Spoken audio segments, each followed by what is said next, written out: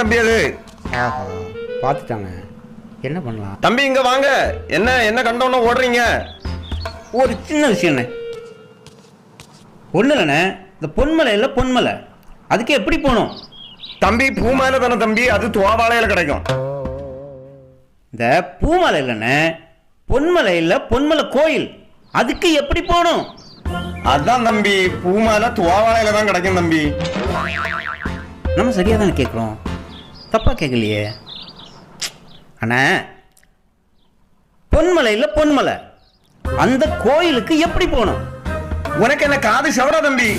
பூமாலை துவாவாளையில கிடைக்கும். போ தம்பி, அங்க போய் வாங்கு. சரியா வந்து மாட்டிட்டோமே, இனிமேல் நினைக்கக்கூடாது, எஸ்கேப் ஆயிடணும்.